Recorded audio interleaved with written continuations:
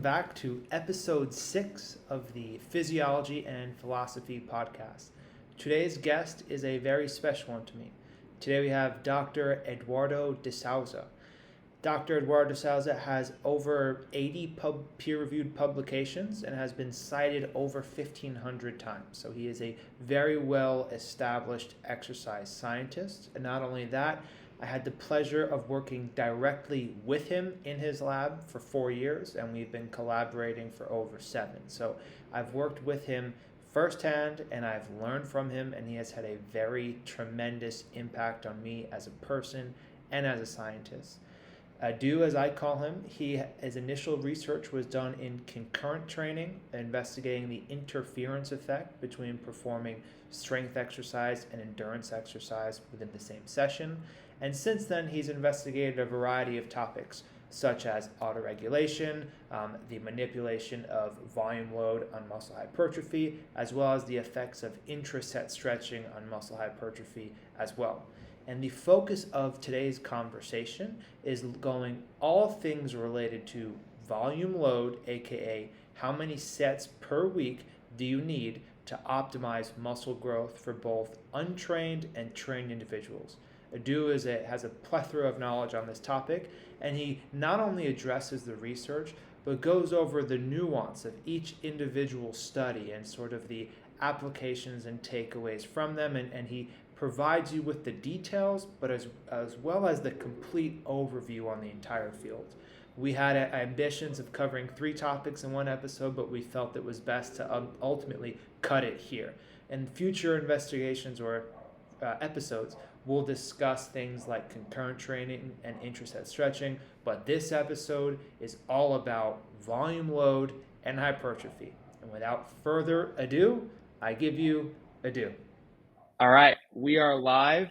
Edu, thank you for joining me today for the first remote podcast on the Physiology and Philosophy podcast. So it's an honor to have you here today. Oh, Jake, thanks for having me. It's my pleasure to be here after a while, right? Being working together again, especially for you, with all the connections we have. I think that's the reason I'm in the first podcast, because you invite me as a former student. But again, thanks for having me. It's a really pleasure to be here and talk about things we have been studying and we enjoy talking about it. Yeah, I mean, I hope it's the first of many. You have a lot of insights that I think the world and the fitness community would benefit greatly from. And for those who maybe don't know you or your work, could you give us a background on some of your research interests and just sort of how you got here? Yeah, sure. Long story short, I'm originally from Brazil. I got my master and Ph.D. at University of São Paulo, where you are at doing your Ph.D. now. So then I came Tampa in 2014 to do my postdoc at the Health Sciences and Human Performance at University of Tampa. So after my postdoc, I was invited to apply for an adjunct position, and then I started teaching here. After 6 months, they invited me to apply for a tenure track. So I was tenured and promoted last year. So I'm currently an associate professor at University of Tampa at this point. My research interests, they are pretty much about how exercise interventions, mostly resistance training, impact muscle growth, muscle adaptations, body composition, and performance. That's pretty much my research interest. That's amazing. I think we share a lot of interests, and I think we've worked together because of that. And I think we could discuss a lot of concepts today as it relates to body composition and just some general strength training adaptations. But I think for hopefully our first of many episodes, I want to discuss 3 main topics with you, and that's volume load, intraset stretching, and concurrent training. And I selected these because I know you have some previous papers and some current papers in each of these areas. So if it's all right with you, I'd like to just kick it off with volume load. And if you could maybe just explain to the listeners what acute training variables are, and then more specifically, what is volume load and how is it traditionally calculated? Okay, sure. No, and thank you for the topics. Those are my three favorite topics at this point. Right, I always change, but I have been doing research with those three topics. Most of mostly intersect stretching and training volume, but I did a lot of research with concurrent, which we're gonna talk about later. Every time we talk about training prescription, regardless the application, from rehab for training highly trained individuals or general population clients, training prescription is done through manipulation of training variables. And usually for training variables, the two most important are the training intensity that deals with level of effort, and training volume that is about the quantity of exercise. So intensity is how hard is that your workout, how heavy you're going with your workout, and training volume is about how much the quantity of exercise. And usually based on what you are doing with those two training variables, we're gonna adjust all the other training variables, such as training frequency, rest interval. But when it comes to resistance training, and more specifically about depending on your goal, exercise selection plays a very a pivotal role in the train induced adaptations. So Mm-hmm. usually the way we progress, the way you take someone from point A to point B, is via training variables manipulation. And mostly we focus on intensity and volume, and we're gonna adjust the other training variables based on what you are doing for those two. When it comes to training volume or the quantity, I think most studies lately, the way they have approached it is the number of sets per week per muscle group. So the week Mm-hmm. setting number for a given muscle group. For example, if you have a split routine workout and you do like a twice a week sessions for your chest, then you have a two exercise, three sets each. So I have a 6 sets for workout A and 6 sets for workout B. That comes up with 12 weekly sets for your pec muscles. So I think that is the way the literature has approached training volume. Sometimes people like to make the things complicated, talk about, oh, let's talk about hard sets and junk sets. I'm not very enthusiastic of this concept, because it implies that every set should be hard. And what makes a hard set is Mm-hmm. RP 10, that you have a nothing left in the tank, is RP 8, is RP 6, that you have a AR repetition reserve around 4. Is that a junk? So again, I think to make that basic, and based on the most recent studies, usually talk about weekly sets per muscle group, and that's every time I'm going to be referring to the weekly set number from here. When it comes to volume load, is usually volume load is a product of a sets times repetitions times load. So Mm-hmm. for a given exercise, if you're doing, let's make that pretty basic. If you do 5 by 10, 100 pounds per set. So 5 times 10 is 50. So you have a 5,000, 5,000 pounds volume load for a given exercise. So usually Gotcha. we don't prescribe exercise. Hello, everyone. Thank you for tuning in. Would just like to take a brief break from the podcast to take a moment to thank one of our sponsors, Athletic Greens. Um, I wish that was the case. I can't even afford Athletic Greens. In reality, when Adu and I were recording this episode, we lost connection twice. So this was the first time. I am going to cut you back into where we picked up. And then dropped. Yeah, never had that. All right. Well, hey, first remote podcast, things are going to happen. I think we can edit that in post production. I'll have my team, aka me, look into it, and then I think we can maybe just pick up from where we left off. And if I'm just going to try and see if I'm picking up what you were saying, these, a host of these acute training variables. And you mentioned exercise intensity, volume load, exercise selection, and rest interval lengths. And then we can manipulate these training variables depending on a desired adaptation. And then it sounded like you were saying within volume load, you can have, volume, which you defined as sets per muscle group throughout the week. And then you could take it one step further, and then you could go into volume load, in which you add in the sets times reps times load. And then there's maybe a third subdivision within that where you can start to classify, your working sets versus your non-working sets. And I think maybe we can leave that for a more detailed discussion later. But I know for a lot of people, depending on the environment that you're in, these desired training adaptations can differ, from strength, power, endurance, flexibility, repeated sprints. But one adaptation that is very popular and has a lot of benefits for both, athletics and as well as just general health is muscle hypertrophy. So what I'd love to get your insights on is the relationship between training volume and hypertrophy in both untrained populations as well as trained populations. If you Yeah, could, just give me your thoughts there. sure. Yeah, so we we like to say that training volume is one of the most important training variables when it comes to hypertrophy. I was the one saying that maybe 3 4 years ago.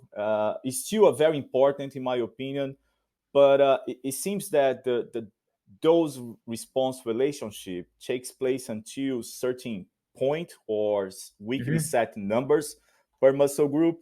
So when it comes to untrained, I think we used to assume that untrained people they didn't need high training volumes, and then we started have several studies comparing 1 versus 3 sets. It seems that 3 sets it works better compared to 1 set. So that's pretty much like is a common understanding. And then Mm-hmm. we have at this point 3 studies in the pipeline with volume manipulation and muscular adaptations. And one study we did was pretty much we have 4 sets, 4 weekly sets. So they were training like twice a week. So they were doing 2 sets per exercise per workout. So we have one Mm-hmm. group with 4 sets. The other group we have 4 groups total: 4 sets, 4 weekly sets, 8 weekly sets, 12 weekly sets, and 16 weekly sets. Guess what happened? Okay. The 8 to 16 weekly sets, very similar adaptations, which were greater or better when compared to the 4 weekly sets. So that's very interesting because so many people to say like, we're already doing 2 sets or per muscle group per workout for untrained. You don't need more than this. But we found that yes, if you go a little more than 2 sets, right? If you go 4 sets, totaling 8 weekly sets, adaptations were better compared to just 4 weekly sets. However, when you add 4, 12, 16, everybody our adaptations very similar across all those different groups. And it's very interesting because we talk about way lower volume when you compare to trained studies. Mm-hmm. But those guys doing 8 weekly sets, think about that, like 4 sets per muscle group per workout. You perform your workout like twice a week. In average, the strength increased by 30%. The muscle hypertrophy in average increased by 15. So Wow. when you do studies like that for trained individuals in the lab, the numbers never go above 2 digits. It usually is about 9% strength, 10%, and about 5-6% increase in muscle growth. So it was interesting that study. Yes, untrained individuals they might benefit from multiple sets. Indeed, I think there was a current in the past like they don't need multiple sets. They do, but they don't need to go way above 8 sets per week per muscle group. So that study was very interesting. We are also the first to do like isolation exercises to see that those response.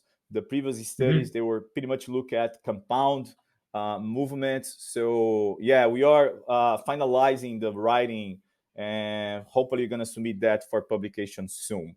When it comes to train individuals, it seems that the cutoff, that's something research is lacking.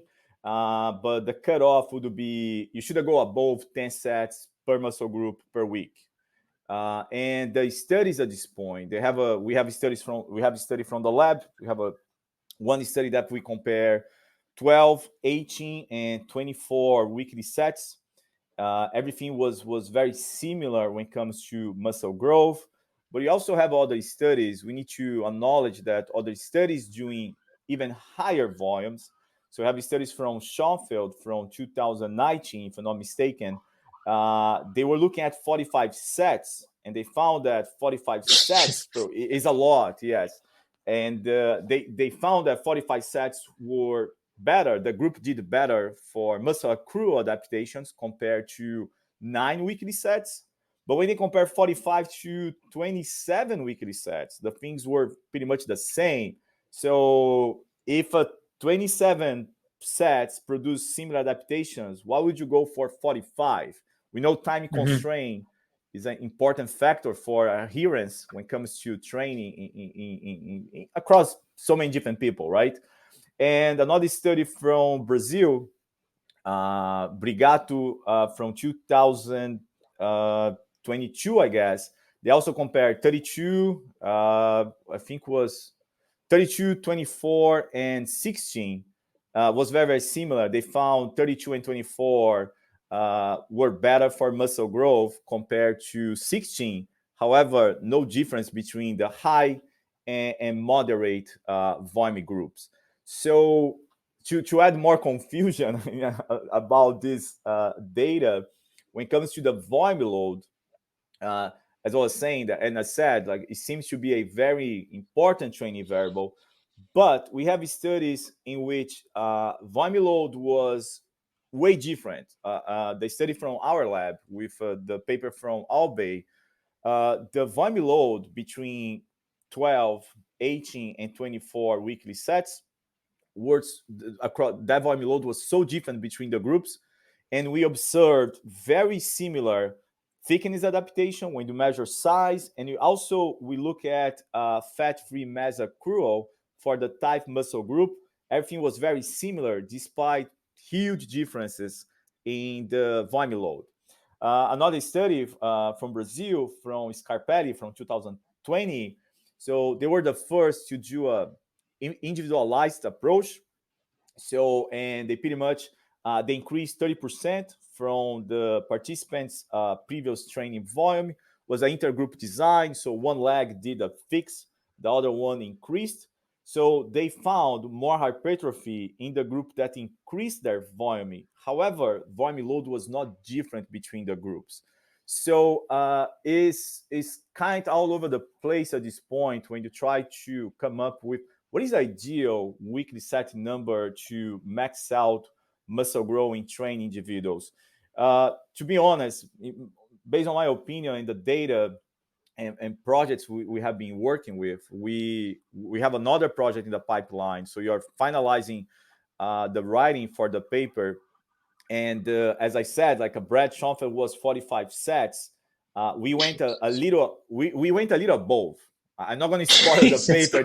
We went a little above, and if you disregard significance and you talk about maybe going extreme in volumes, that your gain is like additional half centimeter more. Do we have a clinical relevance? Is that important for aesthetical goals?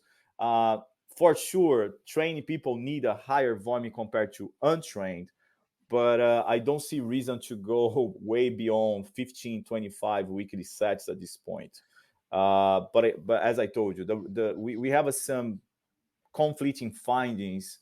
Of course, training status, confounding variables that maybe were not controlled in some studies. They might explain those differences. It's pretty hard to have a uniform takeaway or take home message from the studies in trained individuals and the effects on volume and muscle hypertrophy. But I don't think you need to go for beyond 15, 25 weekly sets at this point. Wow. Thank you for that. I have a lot of follow-up questions. But Yeah, before sure. I ask you questions, I just want to see if I'm interpreting what you were saying correctly. So just starting with the untrained population, then we can classify them as, no previous resistance training Novice experience. individuals, yes. They They performed better with 3 weekly sets compared to one. Is that what you said? They compare, yeah, no, they compare better because it was 3 sets per muscle group per workout. So when we Okay, okay. compare 6 weekly sets versus 2, they Okay, were okay. better. Okay. And in So our study, we compare 4 weekly sets versus 8, 12, and 16, and everything between 8 and 16 was very, very similar. okay. So for untrained individuals, would you say that there's, at the lower threshold, 6 weekly sets is probably where you want to hit, and then at the maximum, you don't necessarily need to go above 16 weekly sets for untrained. Is that safe to say?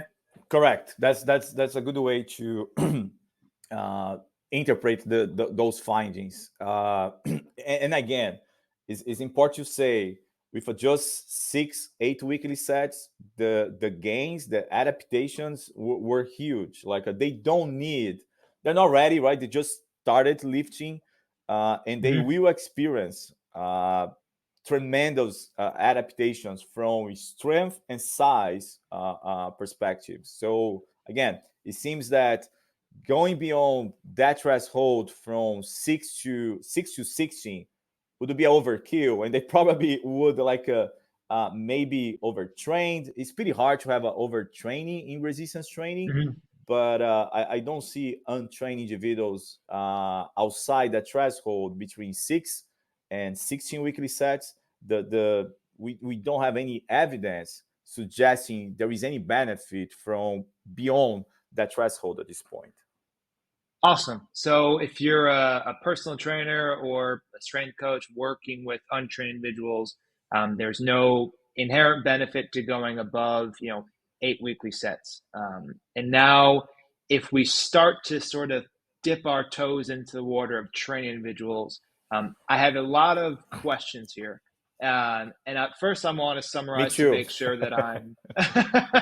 I want to see if I'm picking up what you were saying, but then I have some questions regarding the specific study design of some of these studies, as well as some of the intrinsic biologic factors that could be affecting the results as well. But before I dive into that, it seemed like in the 4 different studies that you mentioned in trained individuals, there was a low, a medium, and a high. And even though it ranged from 4, 12 to 16 and 12, 18, 24, or 16, 24, 32, or 9, 27, and 45.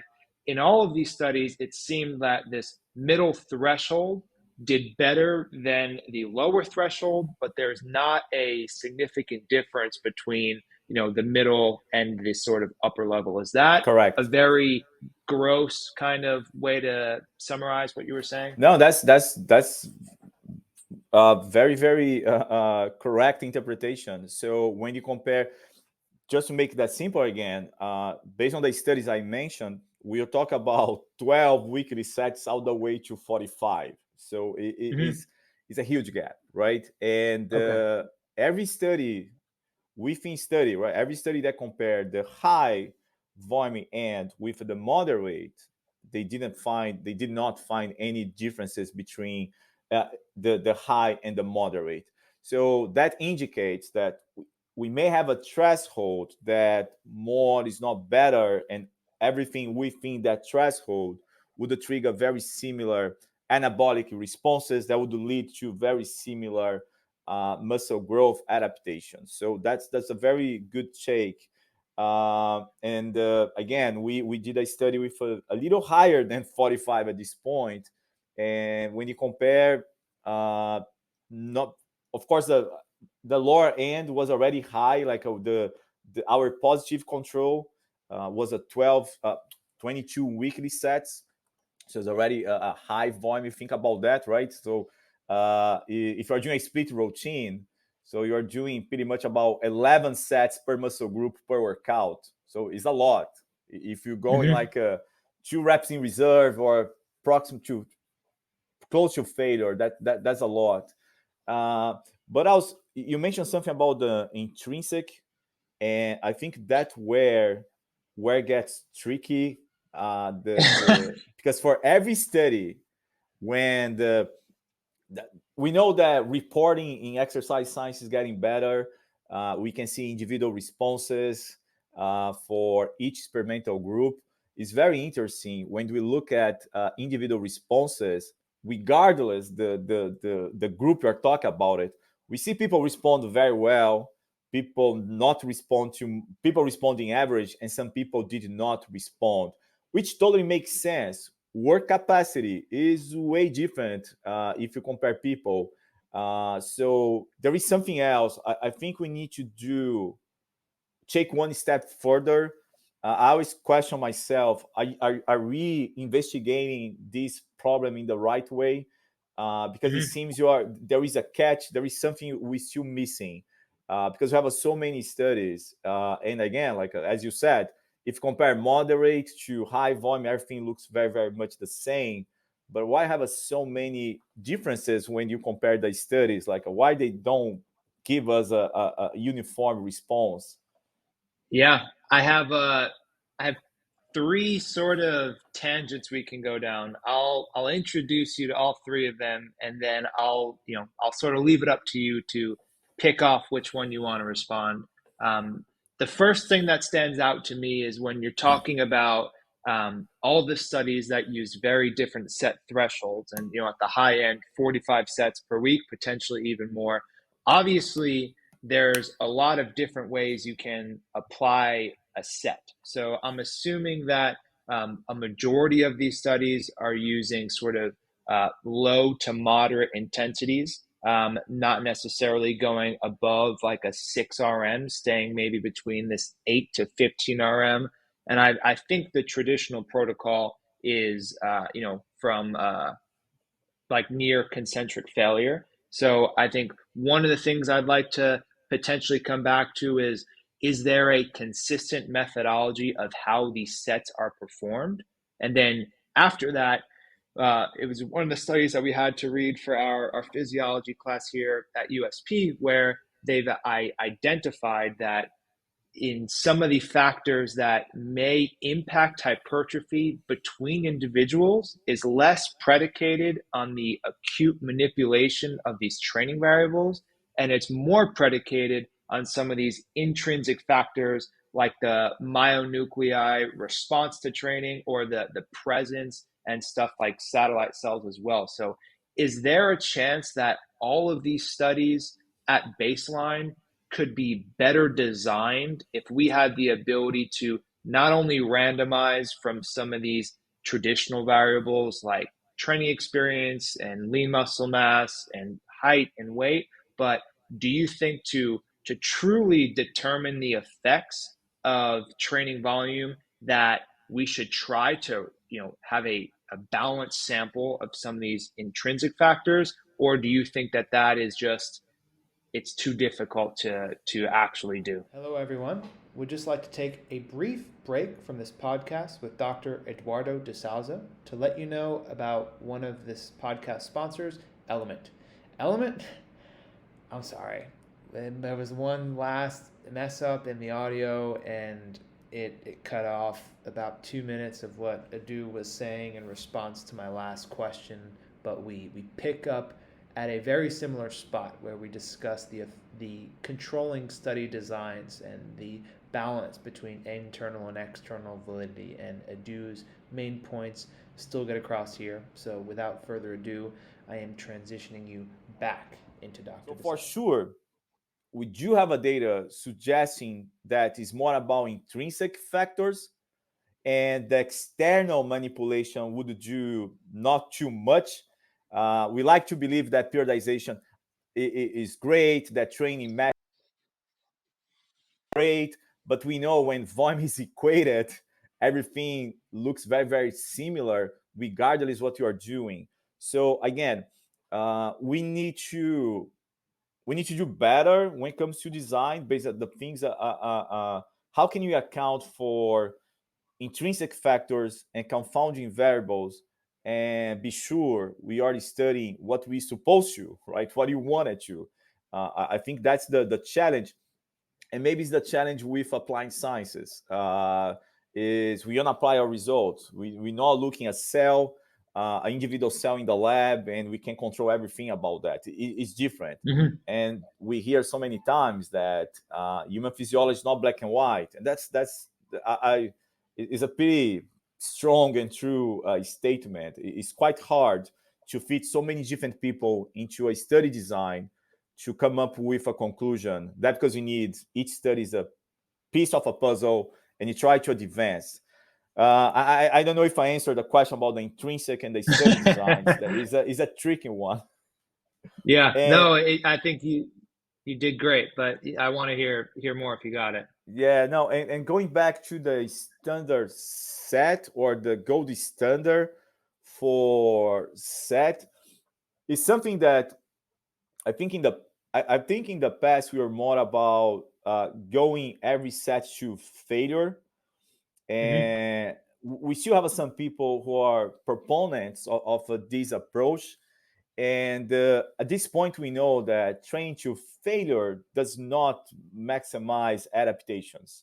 So I think the standard now is more about usually they studies what they do for the working sets, and I think that can be considered a hard set. A hard working set is RP8, ARR2. So that means with perceived exertion around 8, you still have a 2 reps left in the tank for that set. And usually the last set is performed until failure. And failure would be characterized inability to complete a repetition in full range of motion. So I think that's the gold standard, or the way that people are uh, manipulating or studying the effects of volume on muscle adaptations. Most of the Mm-hmm. sets, 2 reps in reserve, RPE 8, which is a heavy set, a heavy working set, and then usually the last set is performed until the participant can't complete that rep in full range of motion. So I think that's where we at this point when it comes to intensity of the sets. Yeah, wow. Thank you. I'm learning a lot. This is why I started this. Couple follow-up questions here. But before that, it seems like even though the interventions of the studies may seem like they're relatively similar over the past couple of years, where there's a low, a medium, and a high, when I look into the literature, it's everything that you just said. It seems like researchers are really trying to have better balanced groups and more clever designs so that they can have more confidence in that the manipulation of volume load is actually the reason for these different adaptations. And I think the only thing I would add or hope to see is that if if there's maybe 8 or 12 of you who are sort of in this volume load literature, even if you're running independent studies, to sort of come together and exactly what you said, if maybe we can, either directly compare different rep ranges and intervals in a given study, or if we want to come up with a standard threshold of how to design these studies to give us the highest confidence, then I think that could, um, allow us to sort of make more general conclusions from the literature. So I think that's what I'd like to see. And The last two questions I have for you on volume before I ask you for a specific example is regarding the intensity and the frequency. So I think historically, when you look at people training for hypertrophy, they think of Arnold Schwarzenegger, they think of the pump, and they think of these very high rep ranges. But what it seems like there is a trend in the literature that's saying that you can accrue muscle hypertrophy from a variety of intensities. So that's one thing I want you to touch on. And then the last is every example you've given me so far when it comes to frequency has been split between 2 sessions per group. So if say I'm a trained individual and I'm looking to do 16 sets across the week, I'd want to know if you could touch on, is there any difference between if I split that up into 2 sessions, 3 sessions, or 4 sessions? So I guess if you could touch on intensity ranges and their role in volume load and hypertrophy, as well as frequency. Okay.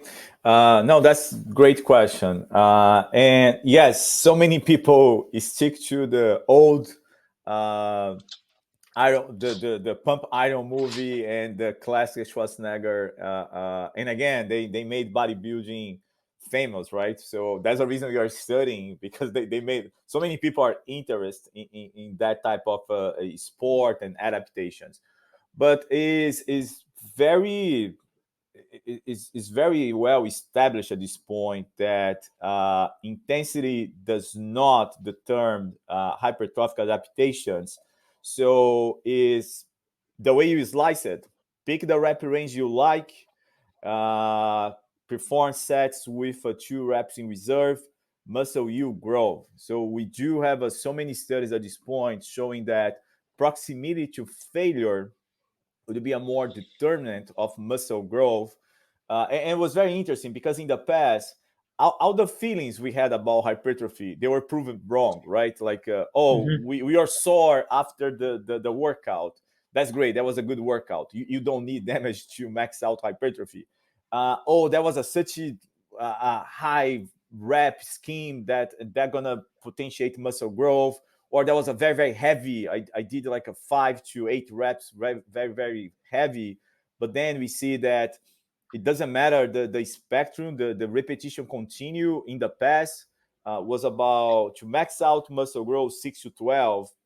Now we can build muscle in the variety of repetition zones. So because, as I said, hypertrophy is way more unspecific compared to other goals and adaptations. So as long as you are going close to failure, doesn't matter if you're doing 30 reps, 50 reps, 5 reps, muscle yield growth. It's also important to say that, again, Jake. Okay, we are back. Are we back? Right? I got you back here.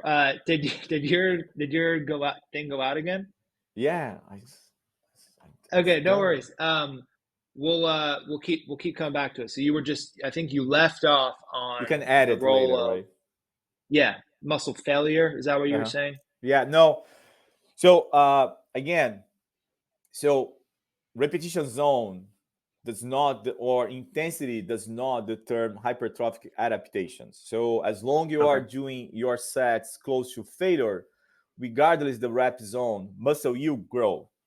However, it's important to say that moderate to heavy would be more efficient, because if I do 5 sets by 8 compared to 5 sets by 20, or and they lead to the same outcomes, 8 is way more efficient. I think we need to acknowledge that intensity does not determine hypertrophic adaptations, but as I said earlier, time constraint is a big factor that determines whether or not people will exercise. So doing 30, 40 sets per set, it takes longer, is Mm-hmm. more tasking as well, is more demanding. Not everyone can deal with, not everyone has the work capacity to deal that high rep schemes. And again, is pick the rep range you like to do, what is feasible to your lifestyle. As long as you're going shy to failure, muscle you grow. And then when you have a more left in the tank, you can progress, right? You can increase a little bit more weight, or you can progress the number of sets. There's another thing that uh, it gets hard and tricky when you're studying volume, because think about that. To look at the effects of a training volume on muscular adaptations, all the rest needs to be held constant. So Mm-hmm. you're only going to manipulate volume, and that's not how people train quite often, right? And then we have that intervention A, B, and C throughout 8 or 12 weeks. That's another problem with in our field, which I totally understand. As a professor, it's so hard to do studies like a 8 weeks design means 12 weeks of pre-testing, familiarization, recruiting. It's hard to conduct training studies. But as I was saying, that that's another tricky part of this topic. We only gonna manipulate volume, and everything else gonna be held constant. And Mm-hmm. usually we don't the only thing we progress if you are able to do above the rep range. For example, the design rep range was 8 to 12. For that load, someone performed at like a 14, you're going to increase the weight. And I think usually people, how often should you progress to to max out the benefit of volume or train adaptations? That's something we don't have a good answer. And I am very excited about the study that I mentioned. We are going a little beyond 52 weekly sets, because that was the first study that with a trained people, one group was fixed set number 22, and you had the other two Mm-hmm. groups progressing the number of sets every other 2 weeks. So I think it was a little more real world application. But again, like that's the I think is the the trade-off between volume and intensity. That there is Mm-hmm. something I really think there is one point that there is a sweet spot that intensity might be more, depends on the rep range you are doing, maybe intensity more important than volume, and vice versa, I think. But we need better and more studies to answer this particular question at this point. Gotcha. Do you have any thoughts on the frequency end of the Oh, spectrum? frequency. Frequency another means for increasing volume, right? So if Mm-hmm. you are doing a full body workout, pretty basic. If you do like a once, twice, or 3 times, you're gonna train the muscle more often throughout the week, and you're gonna do more work. The quantity you go up. You're gonna do more volume. So we do have studies, Jake, comparing 3 to 6, 2 to 4. We do have studies beyond that spectrum that we are mentioned, 1 versus 3 or 2 and 4. What we know is that's very interesting, because again, as long volume is equated, frequency does not play any role in hypertrophic adaptations. Yeah, as long volume is equated. However, there is a big however, because I think that however might impact progression. So there, there was one study 2019, I guess, from it's from Professor Fábio Orsatti from Brazil. The first author, I think, is Gomes, and what they compare high and low frequency, and pretty much volume equated. I think it was very like a bro split, like a very high frequency.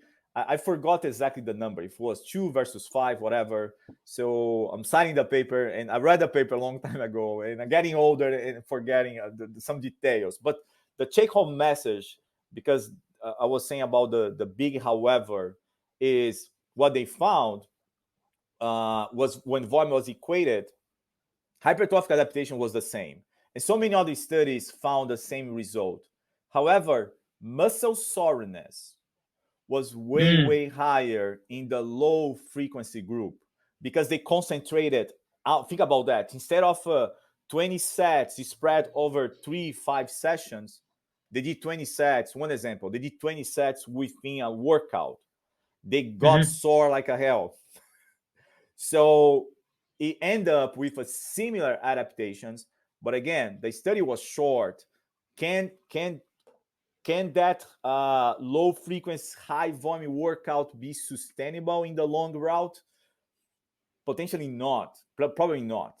But again, it seems that putting too much volume in one workout might be detrimental for progressive overload, because you get very, very Mm-hmm. sore due to so many sets performed in one. So again, as long volume is equated, frequency does not play a role in hypertrophic adaptations, but the lower frequency group experience way more muscle soreness compared to the high frequency, because the high frequency is a high frequency with a low volume workout, and the low frequency is a low frequency for a high volume workout.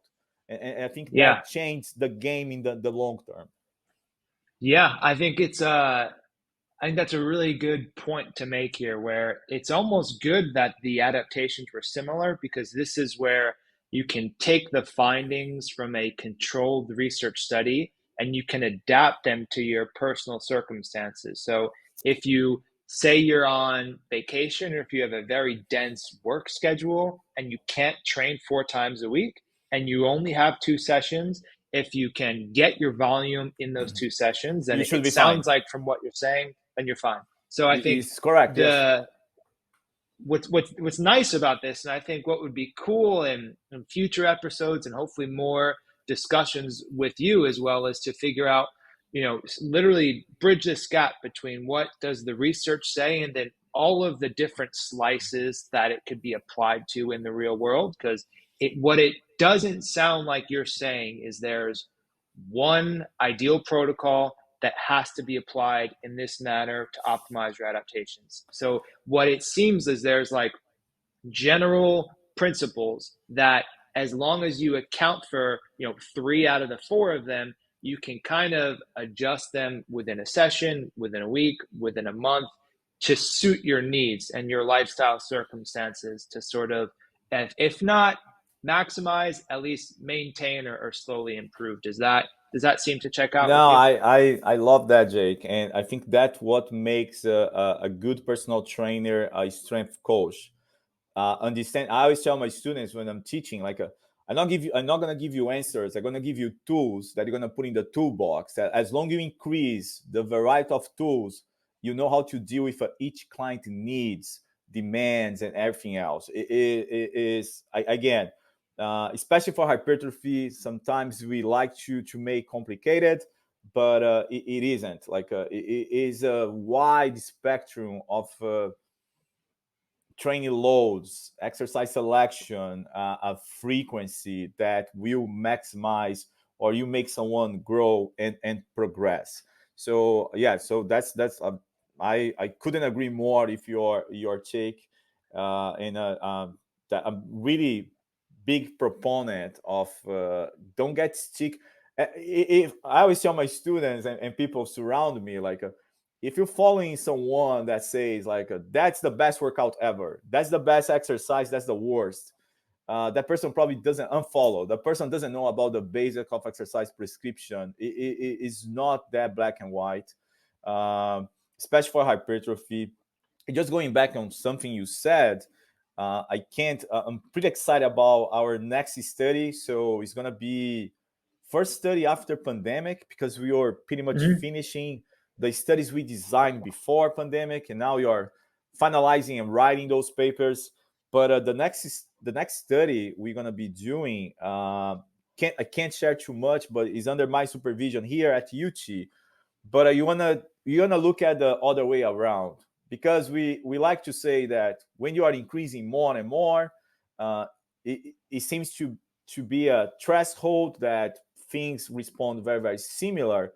But if you are trained, how much volume can you drop and you still preserve your neural and morphological adaptation? So that's everything I can say at this point. Is where you're going for our next study. Because from Well, efficient standpoint, that's great. Because then yeah. it goes back to the vacation. Hey, I can even drop my previous volume about X and it should preserve my gains. We need, it might be my bias, getting older, busier, kids growing, and I want to figure that out if I can drop my, because I'm stay pretty much 12, 14 sets per week per muscle group. I really want to decrease that at this point. Well, as soon as that becomes public, I hope you give me a call and we can sort of share that with the industry here if you're Yeah, open to it. sure, sure. Uh, on that same topic, though, I think what I would want to do now is try and almost like summarize everything we've discussed up until this point. And it seems like my questions in the beginning were regarding sort of the upper limits or upper thresholds of optimizing these adaptations for untrained and trained. But it seems like that's not necessarily clear. But what it does seems like it's more clear is that there's almost these lower threshold that at least if you do this, you can stimulate some adaptation. So it sounds like we don't necessarily know of what is optimal for each individual. Granted, the optimal could be difficult to study because of all these intrinsic factors that may affect adaptations between individuals. But if we were to summarize things for untrained individuals, would you agree that if they are performing 6 to 12 weekly sets and their goal is optimizing hypertrophy, that is sort of the middle zone of where they can expect to see it. And if they want to go above 12, then they're more than willing to, but say from practical constraints or just sort of thinking more long-term training progression, would you say that's a good threshold for untrained people to sort of try to target for optimizing hypertrophy? Yes. Again, six to 12 weekly sets, more than enough. They will grow, again, they will grow about 15-20%. The muscle increase in size about 15-20. Strength should grow between 30-50. What else you want? Like it is already, again, that's 6 to 12 weekly sets. I think it's a good range. They can start for 6 and slowly progress all the way to 12. Mm-hmm. uh, can they go beyond 12 as long they are progressing? Because you talk about novice individual, then after a while they are intermediate until they become advanced. Yes, I think they can progress slowly the sets. The set number when it comes to trained people, again, 15 to 25 seems to is a range that seems to work. But now, based on your question, I want to mention something that's really really important, because I don't. I'm not saying that 45 is wrong and 12 is correct or vice versa. I'm not saying that. What else is important to say? Every study at this point that compare very high volumes, because that was the range that we mentioned, right? 12 weekly sets all the way to 45. It seems that high volume for trained people is not detrimental for hypertrophic and strength adaptations. So because sometimes you're concerned, oh, that's too much. They can't. Training Mm-hmm. people will handle it. They will handle it. They will progress. They will adapt. It goes back to efficiency, time constraint, because again, if you got the same outcome with a 25, 15 sets, why would you go all the way to 45?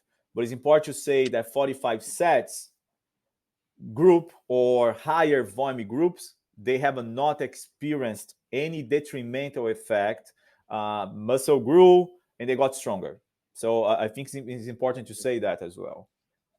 Yeah. So from the train perspective, you gave a threshold of about 15 to 25. For trained, And if you want to, go up to 45, it sounds like you can without experiencing any detriment. But if you have practical constraints, if you don't have time, or if you don't respond that well to load, personally, like me, I am a very soft individual. And as soon as I pass a threshold, I don't recover, I don't sleep, it affects my work life. So if you're like me and you want to hover this 25 weekly sets, then you can rest confidently knowing that you're going to experience most of the adaptations. But if you're a more robust individual and you can handle these loads, then you can continue to go up. And then next time you're on, you're going to tell us about, once you're adapted to these 45 sets, how much can we go back down the ladder while maintaining? Yeah, sure. Is there anything else on the volume load stuff that you want to touch on before we shift gears a bit?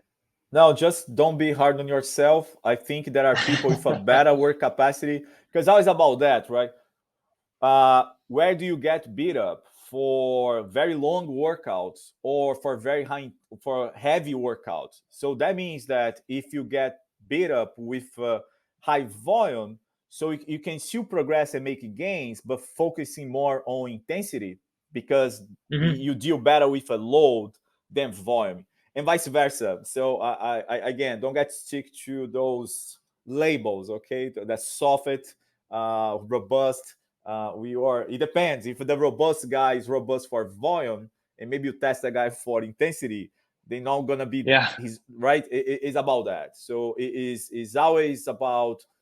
But that's another thing you need to do better. Is we propose the interventions and exercise for athletes and clients, and sometimes we don't take into account how each one progress and respond. So Gotcha. it should start always with individual about lifestyle, time constraint, work capacity. Do you do better with intensity, volume, and then you know how you can progress and design a good training program for each individual. So don't be hard on yourself, please. Well, applying it to the individual and meeting them where they're at is definitely something I can get behind. And even before we move forward here, I just want to say thanks for helping enlighten me on the updated literature on volume load, and I hope that other people will benefit from it as well. So I'd say with that, we can put a pin in the volume load portion of this discussion, and then we can start to transition more towards intraset stretching once we come back. Does that sound like a plan to you? Yeah, sure. Let's do it.